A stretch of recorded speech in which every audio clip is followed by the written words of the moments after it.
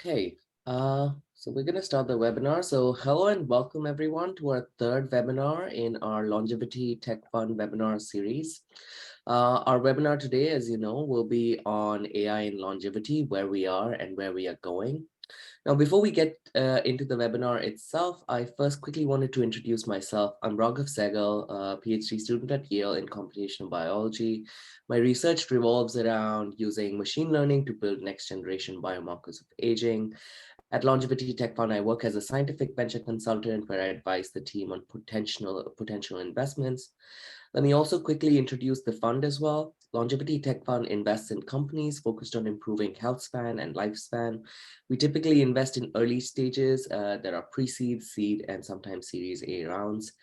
We have presently invested in over 41 companies and are now raising capital for our second fund, which is going to be $100 million. And with that, I would like to hand over the virtual mic to my panelist, Vladislav, partner at LTF, for a quick introduction of himself. Over to you, Vladislav. Hi, everyone, and welcome to this call. My name is Vladislav Severa. My study background is physics and math, but then I spent a long career in corporate and quantitative finance, practicing that in large multinational consulting company. But then when the machine learning and data science made a big progress around the year 2015, I switched the horses and joined the big train of machine learning and data science. I literally went back to school, studied data science. And when I finished with that, I started to apply it essentially in two fields. One is education and especially lifelong learning, and the other field is still finance. And I joined Longevity Tech Fund as a co-founding partner in 2020, I guess. So that was the big exciting event related to today's call. Thank you, Raghav, and over to the next panelist. Yeah, thanks, Vladislav. And so next up we have Jan, who's the software architect at HealthLongevity.data. Jan, could you tell us a little more about yourself? Hello, everybody. Thanks, Raghav. So, yeah, my name is Antolik, and my educational background is in theoretical computational neuroscience. I have then moved my interest during my PhDs to the field of computation neuroscience, where I've then spent the last about 18 years doing research. So I, at the moment, had a research group here at Charles University in Prague as an associate professor. But also a few years ago, I became personally very interested in the field of longevity, and this sort of initially personal interest grew so much that about 9 months ago, I've joined the Longevity Tech Fund as a data science advisor, and I'm member of the sort of core team that is establishing the HealthLongevity.data company that is just being created by the fund at the moment. Thanks, Jan. And last but not the least, I'm going to hand over the virtual mic to Vit, venture consultant at LTF, who will give a quick introduction and then start us with some questions for our panelists. Thanks, Raghav. My name is Vit Haratek, and I work in Longevity Tech Fund as a scientific venture consultant. My background is in computation and business. I started programming at 12, and since then I worked for big companies like Meta, or I've helped on projects for NASA. And also one of my passion is longevity and biosciences. So that's why I'm also here. Let me start with the first question for our guests.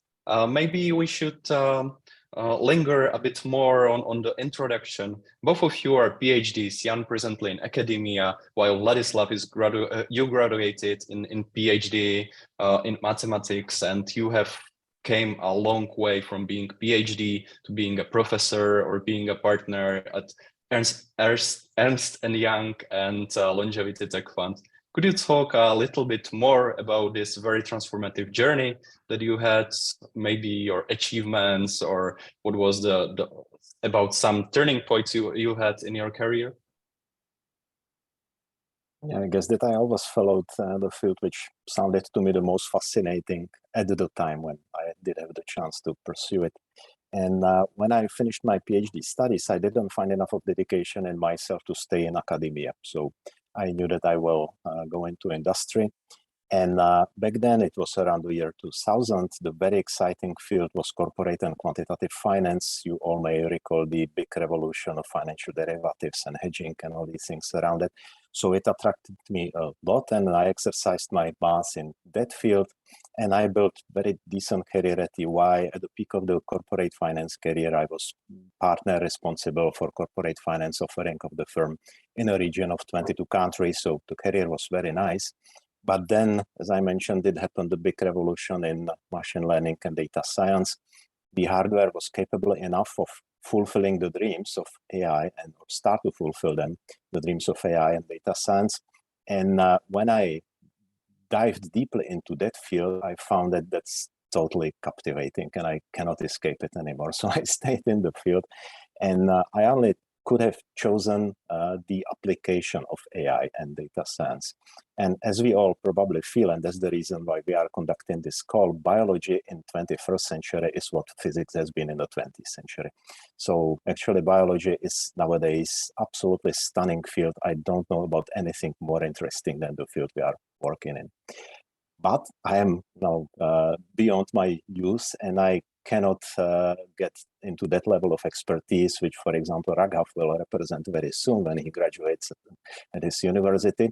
So I am helping with my corporate finance know-how. That's my reason of being any longevity tech fund. But on the other hand, I still can apply even the data scientific knowledge, and that I'm doing in the field of lifelong learning. So that actually has been my lifelong journey, and I feel that I am exactly at the place where these things are the most exciting at the moment. That sounds amazing. Can you share also something about you, Jan? Right. So as I mentioned, I've studied theoretical computer science with the focus on artificial intelligence. Unfortunately, I was a little bit unlucky, if you wish, because just around the time when I finished studying, this was still before sort of all the major achievements in AI that we will probably be talking today about. And around that time, the AI was actually very sort of subdued field where for 30, 40 years, nothing really worked.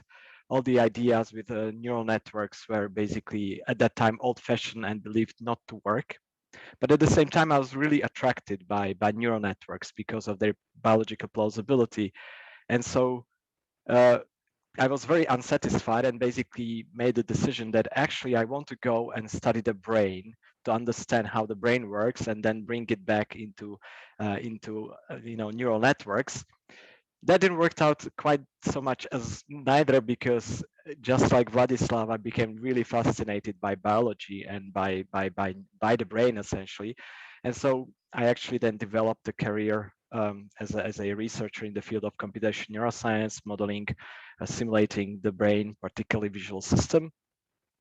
But I've also all this time kept using artificial intelligence methods, deep neural networks and such, and applying them to biological data, particularly neural data. So at the moment, I'm actually still heading a computational neuroscience group here in Charles University.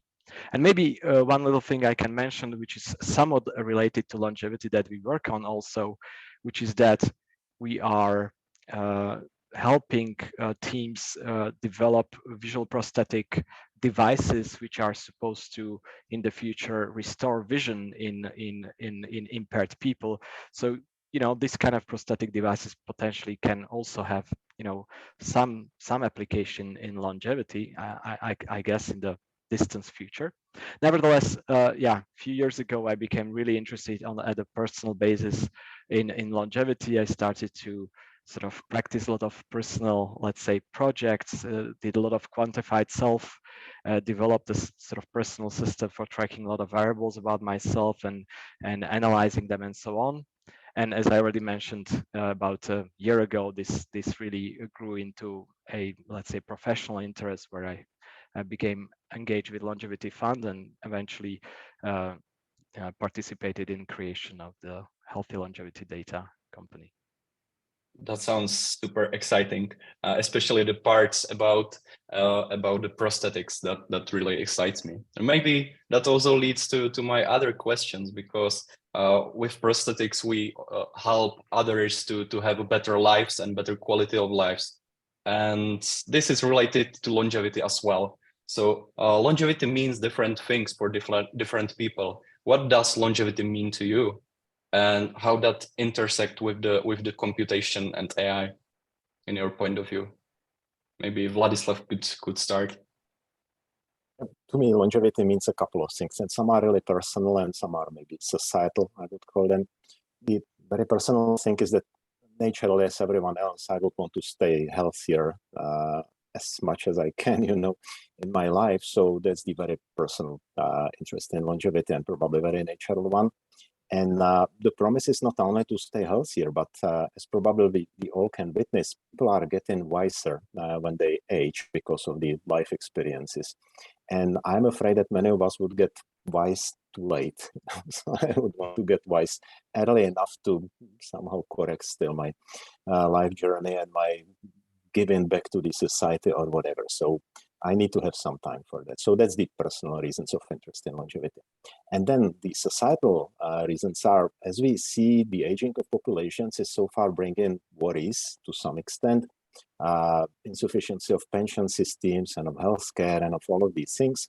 And what we do in the Longevity Tech Fund and what our founders are doing can enormously help the societal problems of longevity. So that's a big reason, not personal, but that's really a global reason why to be interested in the field. And the last semi-subjective, semi-objective reason is that the technology applied and the technology invented and developed is simply cutting edge. That's the state of the art. That's inventing things which were impossible to do a couple of years ago. Well, how often can we be at the frontier of the science and technology as we are? The longevity investments and longevity startups. So that's another reason why to be interested. Amazing. What does longevity mean to you, Jan? So Vladislav already beautifully, let's say, covered the society angle. I cannot possibly beat that, and so maybe I'll be, let's say, a bit more practical and talk about sort of the, let's say, technology view. So for me, actually, longevity, I think what it really means is a massive transformation how healthcare medicine is going to be practiced going into the future, and which has many implications on technology. What longevity actually brings is this essentially holistic view of how we are as a organism, where traditional medicine typically focuses on individual diseases and tries to basically compartmentalize the problem and solve it through that way.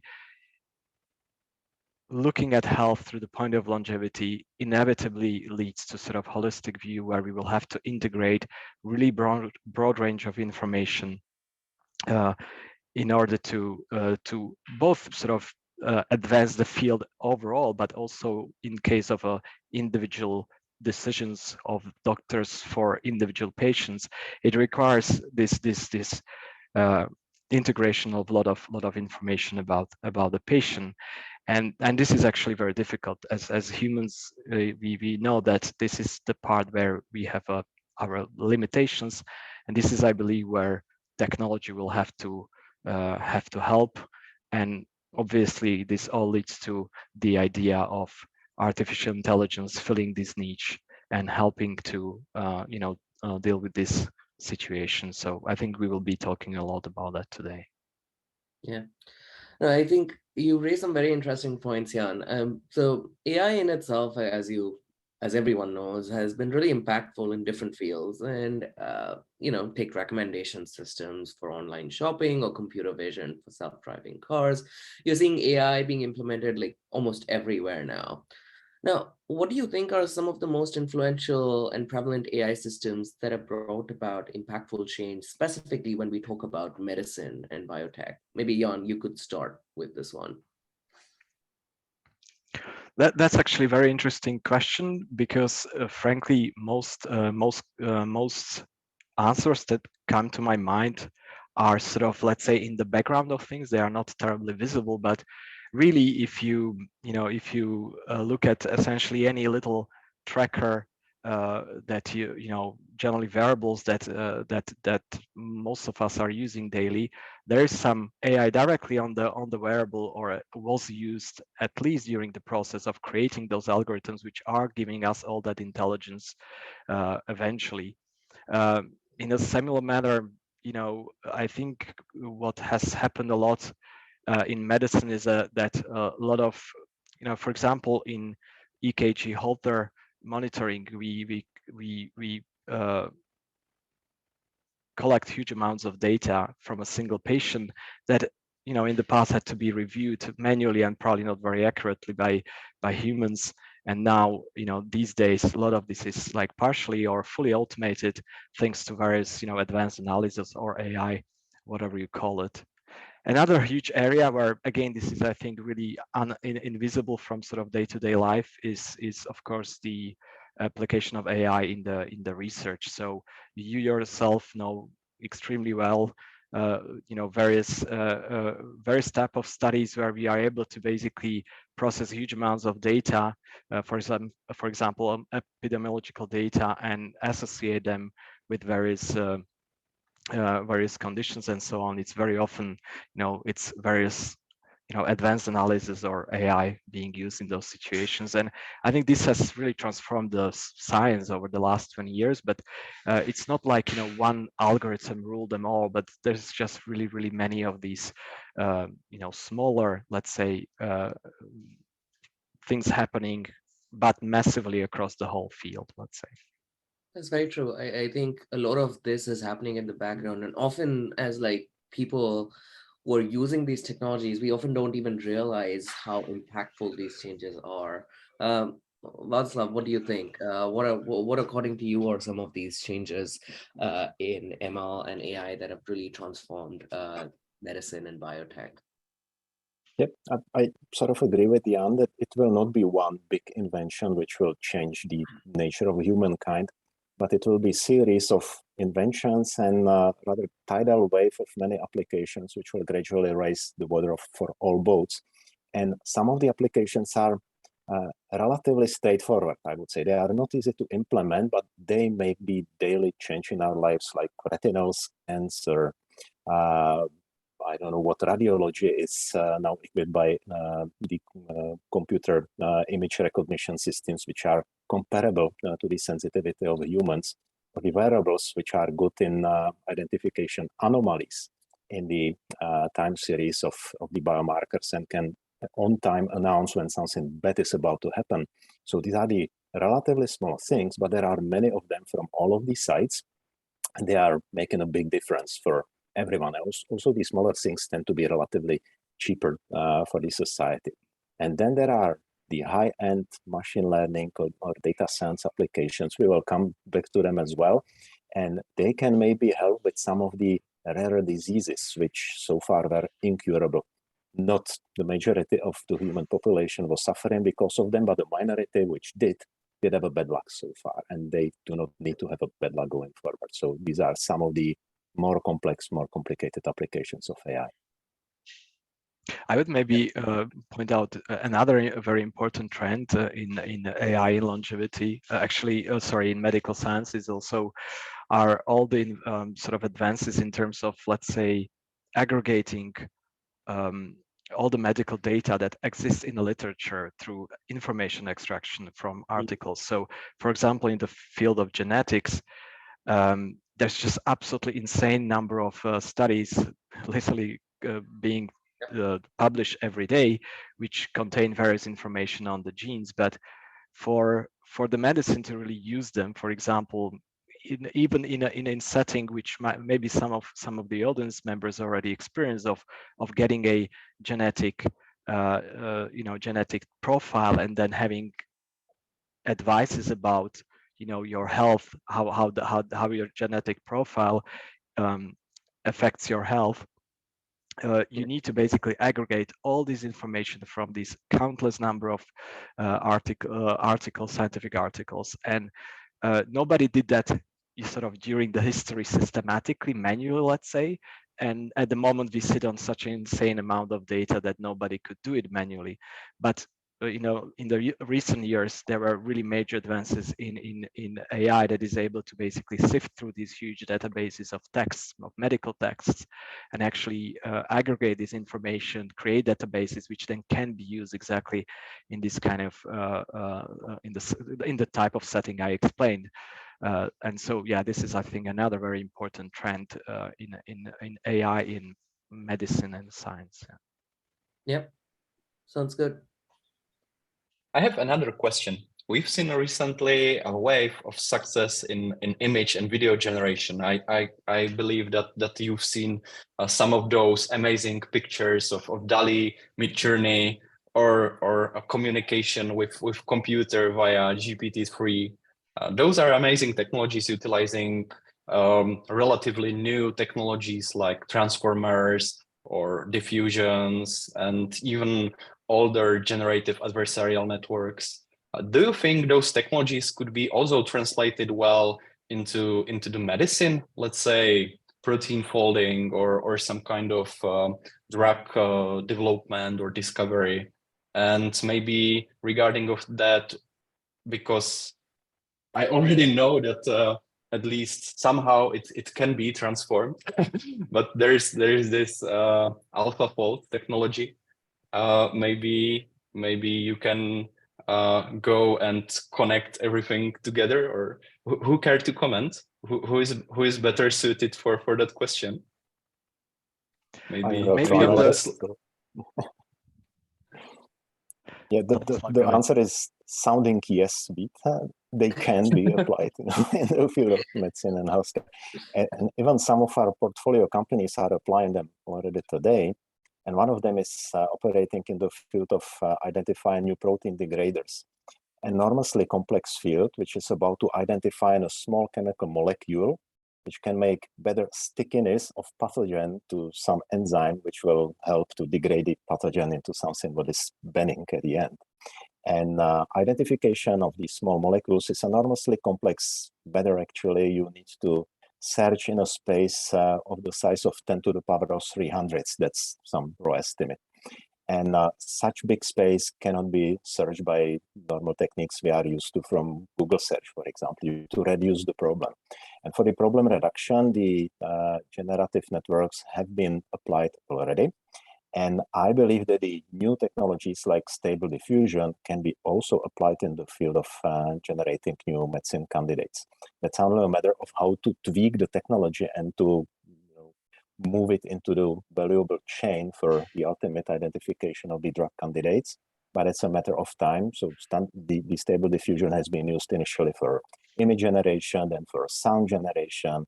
Very soon, I guess, we will be in the field of protein generation with it as well. That's just a matter of time. Similarly, the guns were used for entirely the same purposes in the past. So I'm sure it will be applied very quickly. I hope so. I would maybe offer a little bit more broader perspective, which is that generally this type of generative methods are also very useful as a methods to basically augment data. And if you look at medicine, so we actually, if you look at generally in artificial intelligence, a lot of these kind of most well-known methods are extremely data hungry. Oftentimes they are driven by the fields which are actually very data rich, such as you mentioned driving cars, where they're able to just kind of collect endless amounts of data. But in medicine, this is very often not the case. In fact, for example, when it comes to human data, which obviously is super important, for example, for longevity, right?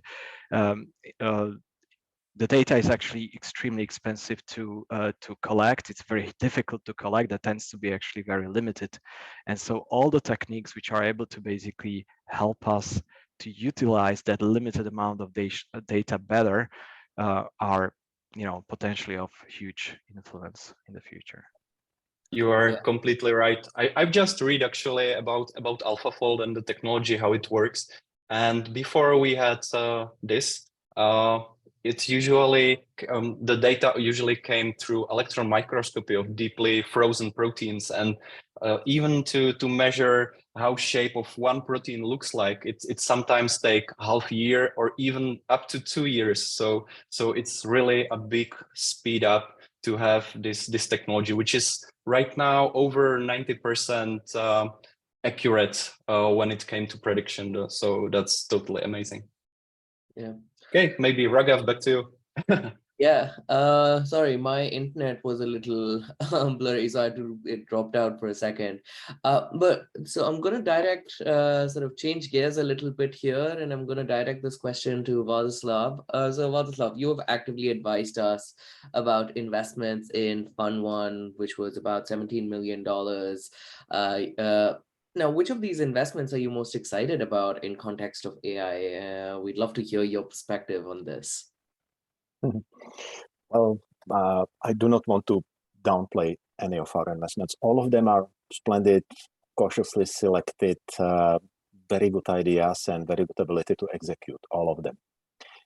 Some of them are more AI intensive than some of the others, and I would maybe pick two. One is on the high end of chaining the AI technology into something really amazing in terms of breakthroughs which were not imaginable a couple of years ago, and that's our company Celeris, or our investee Celeris. What Celeris is doing is exactly the field of finding new protein degraders in silico, and when they have good candidates in computer, they then go to wet lab and test them whether they really act in the way which the computer predicted. And what Celeris is doing is really chaining the top-notch technologies into something what starts from the generative, at the beginning to generate maybe thousands of candidates, which then can be tested for their action in very high-end graph neural networks, which can compare shape to shape and come with the ultimate candidates, which then go to the in vitro testing. So that's amazing chain. All of these things we discuss as the current bleeding edge of AI or data science, like, I don't know, what geometric deep learning, or we did mention also the diffusion models for generation. I am sure that Celeris will use them all to improve their pipeline further and to stay on the cutting edge of it. So that's one to mention. And that's very, very AI intensive and very obviously AI intensive in artificial drug discovery. The other I'm going to mention is using machine learning in a little less shiny and less prominent way, but super efficiently. And that's our portfolio company Vest2, which is using machine learning in very precisely measuring the insurance risk in the field of longevity risk. That sounds like boring economic area, but Vest2 managed to build on top of this technology platform for risk transfer, which effectively means something like a hedging or reinsurance for the risks which they are covering. And their ability to execute is simply stunning. And I will not anymore leak something what is confidential. Today, they announced their latest funding round, which took them to a unicorn status. So Vest2 is the first unicorn in Longevity Tech Fund's portfolio. Huge congratulations to the Vest2's team. That's a milestone. And it's just a milestone on the way upwards and forwards. So I am really looking forward what they are going to do. They operate in a field which is not that super closely related to healthcare. That's rather in the broader longevity economy, but they are very, very valuable player. And without them, many of the medical things couldn't happen because they would be, in a sense, uninsurable. So Vest2 is working within the longevity ecosystem, and their steps are super visible. That is so amazing to hear.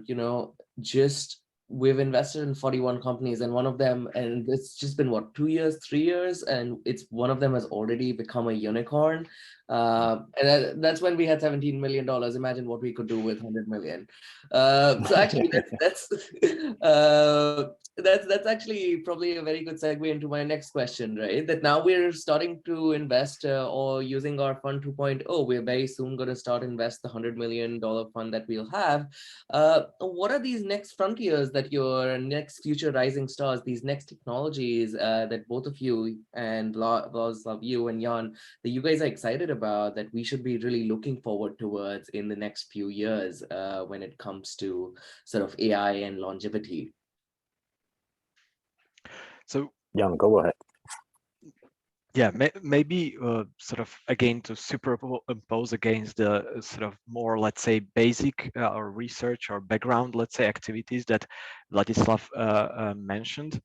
One, I think there's a huge opportunity also in applying the AI directly sort of in the like close to the end users towards really applying the longevity science. So not, you know, delivering new cures, but actually applying the existing knowledge to advance the essentially the health and longevity of people today. So as I already alluded early on, the decision process for doctors, if they want to basically deliver longevity medicine, is very challenging, because unlike with the diseases, they need to really essentially assess the whole organism and basically aggregate huge amounts of information. And so I think there's actually a huge amount of opportunity to create systems that are essentially aiding doctors, you know, giving intelligence and advice to the doctors, presenting information in an aggregated way in such a way that they are able to make their decisions better and more effectively. And then in the next round, and actually also basically recommendation engines which are able to aggregate all this vast knowledge that we have acquired so far in the longevity field, but which is very rarely actually directly translated in the clinical practice, basically aggregate that and offer either directly, either via doctors, or even potentially directly to the you know, to the patients or clients, the advice on, you know, what to do, you know, basically deliver really personalized longevity medicine. So I think this is another very important area where a lot can be done, I think, and it can bring a sort of more immediate benefit to people.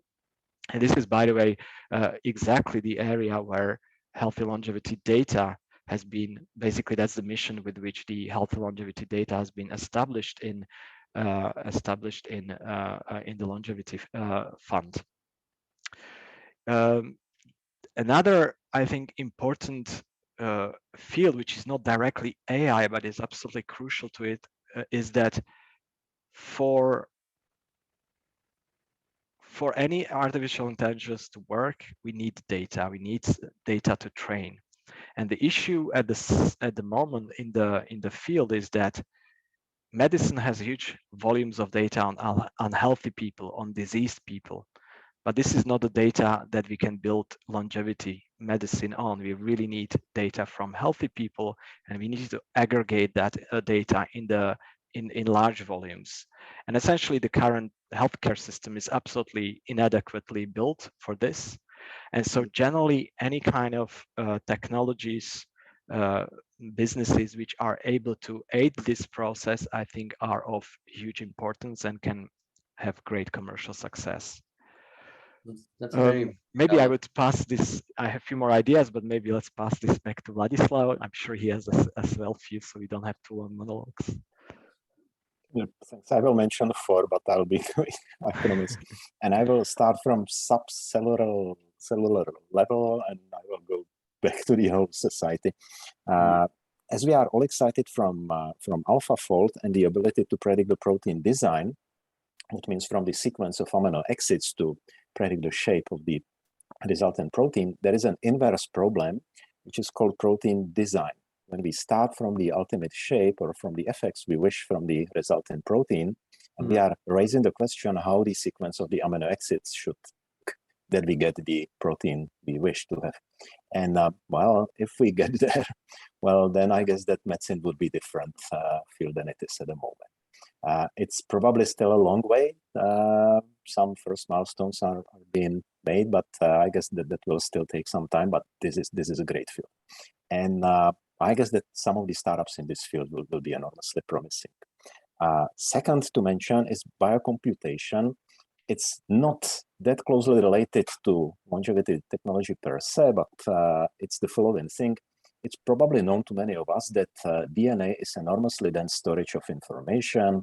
And recently there have been published articles claiming that RNA is capable of so-called Turing complete computation.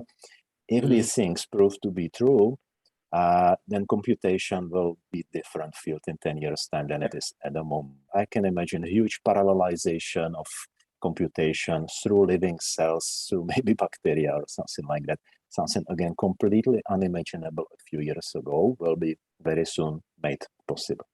And slowly I'm getting to the level of the entire organism. I will relate to what Jan mentioned. He mentioned recommending engines or recommending models for keeping humans healthy. I would maybe be also happy if I see more of the reinforcement learning applied in the field of human longevity, because it all is about intervention. We should keep a person in something what is called healthy simplex, simply the healthy ranges of the biomarkers which are describing a healthy adult individual. And that's still probably a goal far away from where we are at the moment, because the policy space is very vast, and the strategies which can be played are also very complex, and people are not disciplined. So whatever is recommended to a person, the person for sure will not fulfill to the letter the recommendation. So the field is not easy to elaborate on. But I guess that reinforcement learning in longevity is a very broad perspective.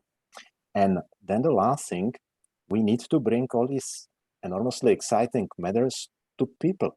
Well, that's not enough if a startup in a laboratory develops a technology. What's the next step? And the next step should be really democratizing and bringing all of these things to everyone on the earth. And we are nowhere near to fulfill this goal. We at Longevity Tech Fund, we are having something what we call ecosystem companies. Healthy longevity data is an example, but there are more of them. These interventions, these inventions shouldn't be only available in top-notch clinics, somewhere available only to the 1% of the wealthy, humans among us. No, it should be available to everyone. It needs to be mass product at the end. So big effort is being exercised in order to develop and deliver these things to everyone on the earth. It's at the infancy. It needs to be elaborated much more, but this is the fourth direction, which is enormously promising, and we need to pursue it more. Yeah. I would maybe tie into the very beautiful idea Vladislav have mentioned just a second before about the reinforcement learning application of reinforcement learning in the field of longevity. I completely agree with him. But it actually raises a very interesting question of, again, sort of this technology context of the AI. So oftentimes we can apply AI only if we have sort of built the technological context within which it's essentially applicable. And this idea actually brings that really beautifully, this idea into longevity. So basically, for the reinforcement learning to work, we need some sort of tight feedback between, let's say, the subjects with whose health we are potentially optimizing, and the and essentially the decision process. And this is actually, I think, where there's a really lot of work, amazing work going on within the Healthy Longevity Fund, particularly with the Healthy Longevity Clinic, but particularly the Healthy Longevity Cafe concept, where basically we are trying to move away from this traditional medicine or healthcare system or approach where you see your doctor every half a year. They run a few tests. If you are lucky, tell you everything is fine or not fine, and that's pretty much it. Maybe they administer you one or two medicines if needed. We are really turning into a much more integrated, continuous process where the patient is really engaged in the process via a technology, via application, where he's getting daily personalized instructions, personalized medicine. He is able to give feedback on how things are going. And at the same time, he's also monitored by various wearable devices, basically continuously providing this information and allowing for such tight basically feedback to develop. And all of this actually requires major, let's say, technological rethink of the whole workflow of how the healthcare works. And it's exactly what healthy longevity data is doing in collaboration with the cafe and clinic, and basically it's exactly creating this whole ecosystem of all these services within which these various amazing artificial intelligence technologies can they effectively operate is really crucial. And I think it's generally a very investable area. It's very possible that the winners in the future will not be the ones who come up with the best algorithms, but those who will manage to build these ecosystems in which the right data and infrastructure will be present, Right. and makes sort of sense. the algorithms will come. Yeah. Yeah, Like, I think that's actually the great point where to wrap everything. That we need actually to be able and manage to better collect the data and to create ecosystems and those loops and move forward from them. We will now move to questions from the audience. If any of you has any questions, right now it's the time to fill it in. We've already get some of them, and we will try to answer them quickly. There is one question for Vladia. If a medicine such as salaries were to be available tomorrow, what questions would you ask before becoming a believer or consumer? I would ask on the results of clinical testing. That would be my question number one, regardless of where the medicine was coming from, whether that was in silico developed or in vitro developed. That would be my first question. And here I guess that there is a role for education, that the typical results of clinical testings are probably easy to read for people from the field, for doctors and for medical experts, not at all for people who are the ultimate consumers. So a little bit of the education, maybe simplification of summary of the results, but education on the side of the general population would be in order here. yeah. So that would be my comment to this one. It's really exciting at the same time to also see that government agencies are also moving in this direction, right? Where recently FDA, and I don't know if you guys heard about this, but FDA said that it will allow for alternate models before going into clinic, and that doesn't necessarily have to be animal models. They could be in silico models for testing of drugs. And so clearly, at least the government agencies are moving in that direction. Hopefully the public will move in that direction as well, fingers crossed, and we can see something like Celeris very soon. Wait, there was another. There is another question, maybe related to the info you mentioned about the biocomputing and that biology is Turing complete. So there is now a question that cell is a complex machine and there are a lot of unknowns. When you fill these unknown gaps with predictive info, how do you validate them? Do you have any idea how we could or should approach this? So I think at the end, you always have to go to experiments. It is the same as with... Sorry, go ahead, Vladislav. Go ahead. Okay, well, I just wanted to say that as every good scientist probably should, is that at the end of the day, you always have to do your validation experiments. So a lot of these automatic, I mean, the way to view these automated drug discovery methods or algorithms are not that they are the end proof, the end product of the process, but they are able to essentially screen millions of compounds and give you the few that are actually worth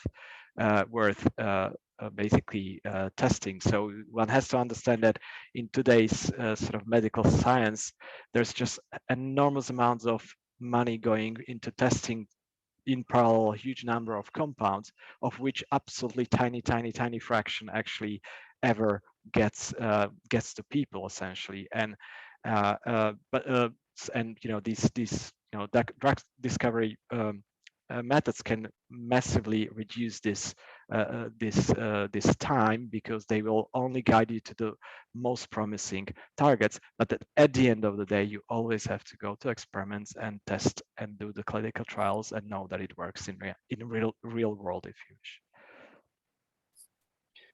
So we are still Absolutely agreed. waiting if there would be any other questions. So maybe I would put one of mine.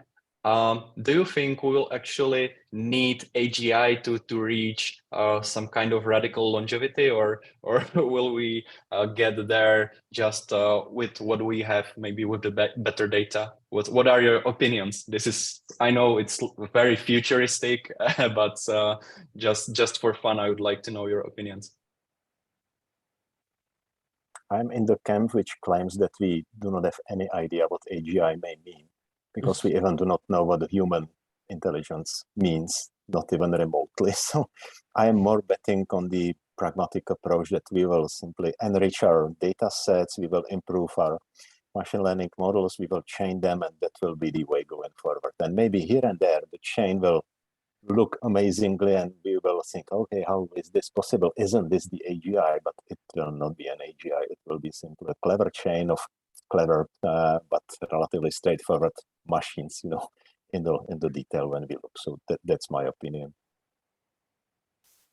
I fully agree with Vladislav. I mean, it's what is even the definition of AGI? If it's just a human level intelligence, then, well, we have it, so we just use it, right? If you're actually talking about superhuman intelligence, that we need to reach superhuman intelligence, yeah, I don't believe that's necessary. I think it's within our capabilities to move forward. Yeah. So we have a few more questions in our audience, which our audience is interested in. I'll pose one of them. Much has been done to extend longevity if people will actually take the actions that have been proven to reduce the risk of morbidity and mortality. What work do you see being done to advance the ability to understand the individual patient's psychology to be able to use the best approaches to convince them to take action? Maybe a computational neuroscientist can give some perspective on this. Oh my, now you put me in a spot. So this is really, I let's say, this is kind of a cognitive neuroscience, which is the exact opposite of my expertise, which is at the periphery, the vision, the sensory stuff. But I would maybe answer in a little bit different ways. That I think we actually been learning a lot, and frankly, sometimes it works maybe too well, how to, let's say, achieve these kind of motivational outcomes if the people are engaged in some kind of virtual system, whether it's a social network or whatsoever, anything like that. Now, again, this really just kind of tracks back to what I said a little bit before, which is that that's certainly not how the current medicine works, but perhaps if we can move on to these sort of futuristic models where people are more engaged and basically the whole healthcare process is more sort of engaging and continuous, if you wish, there you can actually start employing these kind of techniques and perhaps solve some of these problems. So I would just give this kind of general answer, I guess. Vladislav, do you have any thoughts on this? Yeah, we are imperfect beings, and the interventions will need to account for our imperfections and even for a lack of discipline and lack of motivation. And in theory, that also can be within the reach of reinforcement learning, because that can suggest the optimal policy under optimal conditions, but also optimal policy under suboptimal conditions, So at the end, it can be within somehow the recommendations of the AI tool we are going to develop. But people are complex, so I wonder. You're essentially saying for the reinforcement learning to take into account the psychological reality of the people or of the specific person. The imperfections of mankind, so to speak. There is one last question, and then we'll probably wrap up. this, and Vit can wrap this up. So this is a very broad question, which I think would be interesting to have perspective on. What is the definition of radical longevity, and is it even needed? I think we have talked about it what sounds pretty philosophical, I would say. Yeah, but what is radical longevity, and do we even need a definition for radical longevity? So I will speak out of my idea here, my feeling. Yeah. Radical longevity probably means the way to get beyond 120 years. You know, it seemed to be like the upper bound of what one can hope to live. The question is whether we can go beyond. My answer is I do not know. Maybe someone knows. I do not know, and I feel that at the moment it's beyond our reach. But maybe one day we will be able to go beyond. But the philosophical meaning of the question is whether we should want to go beyond.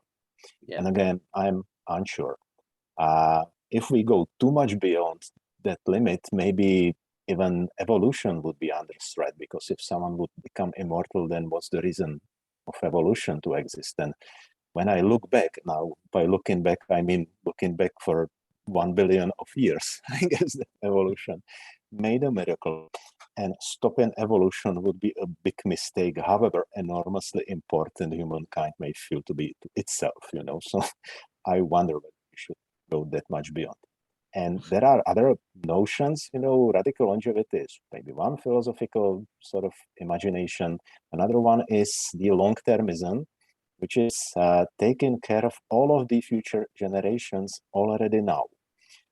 Really, again, extreme long-termism. Whomever is going to be born in million years' time, you know, we should be worried of that individual already now, and not to pollute and not to do bad things, you know, not to complicate the future lives of our future, you know, descendants.